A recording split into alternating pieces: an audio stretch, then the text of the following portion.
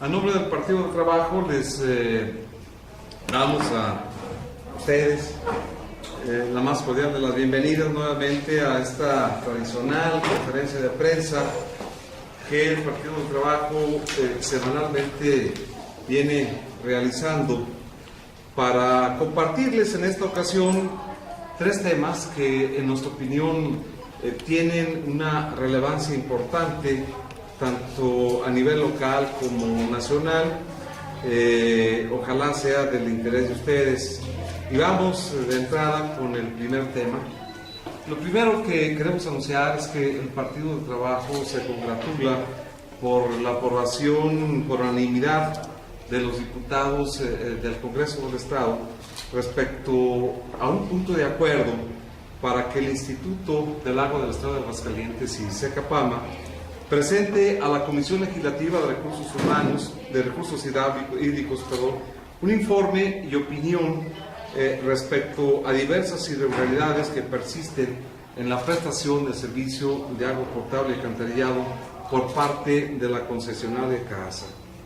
En principio, es necesario resaltar que se sienta, y lo decimos con toda honestidad, un presente muy importante para el Congreso del Estado en virtud de los méritos que por sí mismo tiene este acuerdo.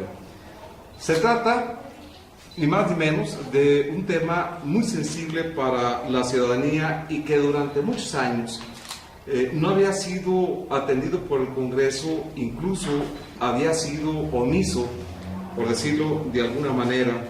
Y bueno, pues en nuestra opinión varios factores han sido determinantes para que la concesionaria adquiera una patente de corso y con toda impunidad y cumpla con sus obligaciones de asegurar la prestación equitativa, regular y eficiente del servicio de agua potable, alcantarillado y saneamiento en protección con los intereses de los usuarios conforme lo establece el mismo título de concesión y la Ley del Agua del Estado de Aguascalientes. Resultan evidentes algunas debilidades.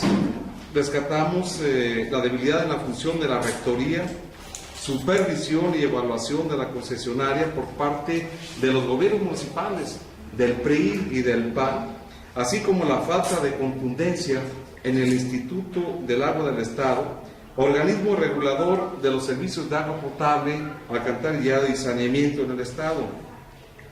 Han sido, y ustedes han sido testigos, han sido reiterados los reclamos de diversos sectores de la población respecto a las irregularidades que se han presentado en la prestación de ese servicio y, bueno, destacamos algunos.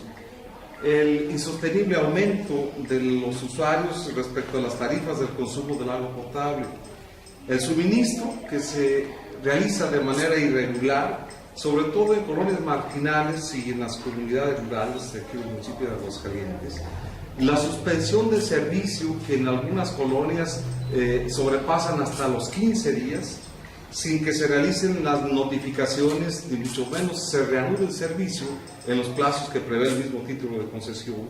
Se siguen facturando cobros y recibos, desde luego, sin que, cuando el servicio está suspendido. La actitud intimidatoria de CAASA para realizar el cobro de los adeudos de los usuarios morosos por medio de despachos de abogados.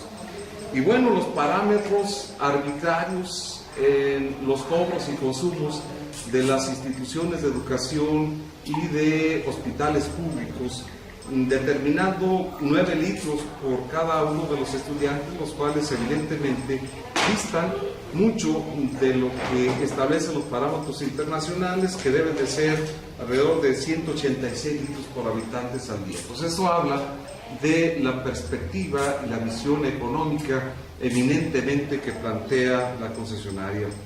El marco jurídico, tenemos que admitirlo, en primera instancia, ciñe como una competencia exclusiva del municipio.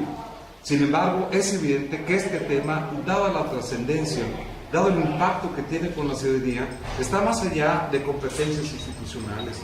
Por ello, nos congratulamos que el Congreso que son considerados instrumentos políticos del principio de soberanía popular, es misión que les confiere el derecho y el deber de intervenir en los distintos asuntos de distintas maneras en la conducción de los asuntos públicos de interés para la misma ciudadanía. En este contexto, su compromiso es el de convertirse en auténticos representantes de las demandas ciudadanas, representar la voz de la ciudadanía y de ser un interlocutor eficaz de sus demandas y, desde luego, de su satisfacción de las mismas. Esta es la importancia del punto de acuerdo. Por eso hemos querido retomarlo, por el precedente, insisto, que se sienta a nivel estatal y en el mismo Congreso.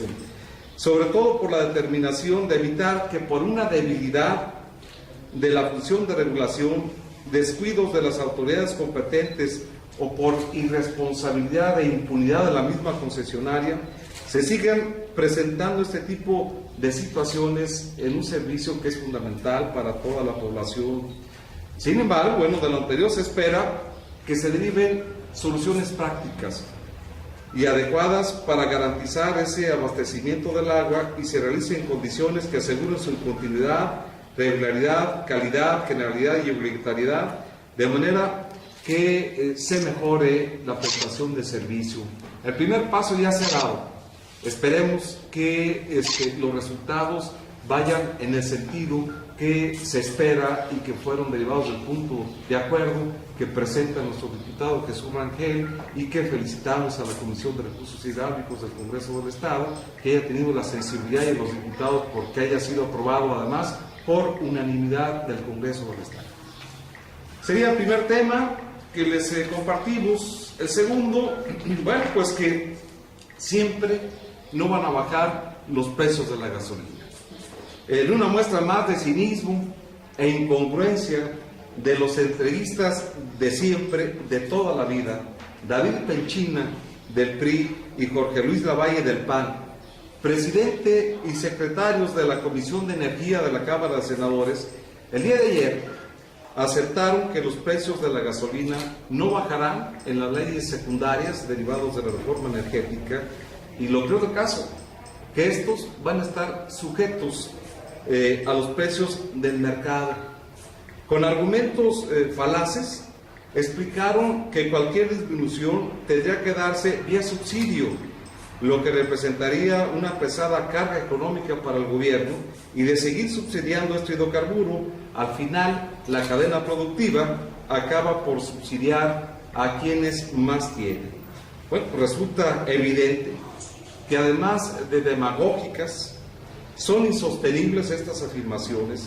Hablan, y de veras lo digo con toda franqueza, como si estos senadores descubrieran el hilo negro de que los subsidios a la gasolina son impedimentos para bajar el costo, pero no dicen por qué el maridaje del PRI y del PAN, o dicho de otra manera, el PRIAN, detuvo la modernización y la construcción de refinerías. Fingen no entender que la gasolina es el motor de la economía. Su precio tiene efectos colaterales.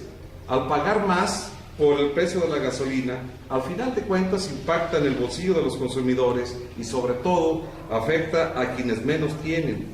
¿Por qué? Pues es evidente, el costo se traslada a otros bienes y servicios, no solo para el transporte personal, que es lo que no entienden los senadores, impacta en el transporte de autobús, en el transporte colectivos, taxis, en bienes perecederos, en alimentos, en mudanzas, en fin, en todo, porque quien gasta en transportar consume diésel, gasolina, y eventualmente los productos o servicios que proporcionan se ven incrementados. Adicionalmente, el problema que tiene el desliz mensual, bueno, es que produce una inercia inflacionaria que afecta precios claves y finalmente impacta sobre la economía global. En consecuencia, pues es obligado cuestionarse. Entonces, ¿para qué sirve privatizar? ¿Cuáles son los beneficios para la población? Preguntamos, ¿la reforma no era para resolver problemas de carácter económico y social, como se repetía hasta el cansancio en la campaña política de Peña Nieto y en la publicidad oficial para la reforma constitucional, que fue reiterativa, constante y permanente, y que están los testimonios? ahí para toda la sociedad. Pero bueno, no nos queda otra más que desear que la sociedad mexicana tenga memoria, que no se nos olvide, que recuerden en las próximas elecciones quienes engañaron y traicionaron la confianza de los mexicanos y quienes vendieron a México. Que entendamos que el voto de castigo existe y que es efectivo y que es nuestro derecho y nuestra obligación tomar medidas al respecto. Y bueno, el tercer punto, pues tal como lo hemos venido señalando, las estadísticas nos han dado la razón. Pues resulta que más allá de lo que diga nuevamente Videgaray y el discurso oficial, pues nomás no mejora la economía y crece el desempleo. El INEGI señala que en el primer trimestre el desempleo afectó a 2.847.798 personas. Se incrementó la tasa de desocupación, alcanzó un nivel de 4.8% de la población económicamente activa, situación evidentemente que es superior a la del trimestre pasado. Eso significa que 52.507 personas se sumaron a la población desocupada, pero también repercute en Aguascalientes. El mismo INEGI dice que las personas que buscaron empleo, si no lo encontraron, fueron de 33.711 gentes aquí en Aguascalientes.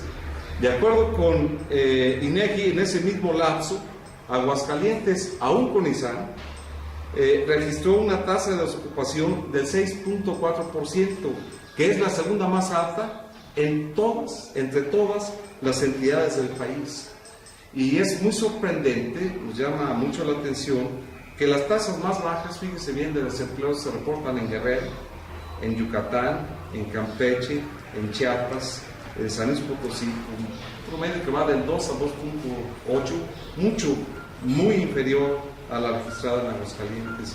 La encuesta nacional de ocupación y empleo reporta que el primer trimestre de este año la población económicamente activa alcanzó 51.8 millones de personas. Fíjense qué grave. De estas, 49.3 millones de mexicanos se encontraban ocupados, mientras que el nivel de empleo informal llegó a 28.7 millones de mexicanos, es decir, 58.2 millones de mexicanos que tienen empleo están en la informalidad. Esto habla de las repercusiones que hemos venido insistiendo, de cómo ha afectado las famosas reformas estructurales que ha promovido el Peña Nieto. En Aguascalientes, el 46.7% de los trabajadores estuvieron en la informalidad laboral, con todas las consecuencias que esto conlleva: la falta de seguridad social, la falta de permanencia en el empleo, en fin. Pero lo anterior proporciona varias lecturas. Primero, la desigualdad que impera en la percepción salarial y que la gente está buscando trabajo con cierta seguridad, aún con la situación de recibir menos paga, y eso está perfectamente comprobado. Por otra, se corrobora el deterioro de las condiciones económicas de la población. Fíjense, en 2013, 79 de cada 100 personas ocupadas dependían de la micro, pequeña o mediana empresa. Esa es la importancia de las pymes. Y ahora, con la reforma fiscal, es la que está obstaculizando que sigan generando los empleos de este tipo de empresas. Otro dato relevante: los desempleados son personas cada vez más preparadas. Fíjense, en el 2005, 2 de cada 3 desempleados tenían preparatoria en nivel superior. En el 2013, 3 de cada 4 tienen nivel superior. En 2005, 2 de cada 10 personas estaban en condiciones y disposición de trabajar, se encontraban desocupadas. En el 2013 son 3 de cada 10 personas se encuentran en esa situación. Consecuencia, más allá del discurso triunfalista de Hacienda y de Videgaray, las cifras que arrojan las estadísticas respecto al comportamiento de la economía mexicana son una clara explicación del estancamiento económico en que nos encontramos. El actual incremento en la precariedad en los negocios, en los salarios, así como la búsqueda cada vez de más personas de su sustento a través de las actividades ilegales. En consecuencia, valdría la pena analizar los lentes que trae Videgaray, porque francamente está como los malos, ¿cómo se llaman? Los que anuncian fútbol y los los comentaristas que en ocasiones están transmitiendo un partido de fútbol y da la impresión que estamos viendo partidos distintos, porque son completamente distintos a lo que se está arrojando. Entonces, habrá que ver la graduación de los lentes de Videgaray, porque nadie coincide con este discurso oficialista que recuerda la época del absolutismo en nuestro país, en la época de Díaz Ordaz, donde había una clara alineación de algunos medios de comunicación y de un discurso triunfalista que hacía imperar en los diferentes sectores de la sociedad. Los mismos organismos financieros internacionales difieren tanto de las perspectivas de crecimiento, y hoy INEGI también arroja datos que finalmente hacen ver que la situación es totalmente distinta. Con esto no significa que nos alegramos, bajo ninguna circunstancia no somos cínicos ni perversos. Lo único que tratamos de demostrar es que el enfoque que se está dando a la estrategia de la política económica de México es inadecuada, que el modelo económico neoliberal por sí mismo está agotado, que es fundamental que busquemos nuevas estrategias más solidarias, más efectivas, para que evitemos que se sigan produciendo muchas desigualdades y muchos pobres en nuestro país, y que se entienda que no es bajo ninguna circunstancia ni ético, ni moral, ni productivo seguir produciendo pobres en nuestro país. Pues son los temas que les hemos querido compartir, y aparte, por supuesto, de los que ustedes quieren comentar, quedo abierto para cualquier duda, aclaración al respecto. Aguascalientes en específico, la tasa de desempleo comparada con los que están recién egresados, ¿cómo está? Igual es una tasa de desempleo, habíamos comentado, del 6.8%, es una tasa importante, y esto evidentemente Aguascalientes no es una isla, y también afecta el esquema global de nuestra economía. Esto significa que no obstante el esfuerzo que se ha hecho, la demanda de empleo ha sido superior a la oferta que se ha realizado, pero insisto, esto responde a las contradicciones propias del capitalismo, del modelo económico que tienen que entender ya se agotó, ya no es suficiente para atender las crecientes y nuevas necesidades de los ciudadanos mexicanos. Organizar era la esperanza de que el desempleo se bajara bastante, pero prácticamente como que todo sigue igual. El tema es que se deben de buscar, sin duda, diferentes estrategias y alternativas. Hemos señalado, por ejemplo, el apoyo a las pequeñas y medianas empresas, que representa prácticamente el 70% del empleo que se genera en México. Debe seguir impulsándose con créditos, debe seguirse impulsando mediante la desregulación para que se haga la inversión. No se entiende un principio fundamental en economía, que mientras el salario siga perdiendo el poder adquisitivo, se va a generar un estancamiento de la economía. Ya hace mucho, ustedes saben perfectamente, Keynes y el modelo del estado de bienestar señalaba que en la medida que el empleado tenga una capacidad adquisitiva, va a demandar productos. Al demandar productos, va a generar producción y se retroalimenta la economía. Y eso lo hacen las pequeñas y medianas empresas. Si tenemos una legislación fiscal que, lejos de estimularla, la inhibe, si no se buscan alternativas para que existan planes de financiamiento adecuados, para estimular la generación de empresas, para que nuestros estudiantes, en lugar de generar desempleados en las universidades, existe una vinculación con el mercado para crearles la mentalidad de que ellos deben de ser sus propios patrones. Si mientras no cambiemos estas cuestiones de fondo, no se puede esperar como la única solución, como fue el caso de Aguascalientes, Alanizar. Sabemos que esto no es suficiente, y bueno, los ejemplos los dan otros estados que han tenido una mayor diversidad de estrategias y que han apuntalado muy bien ahí sus políticas económicas.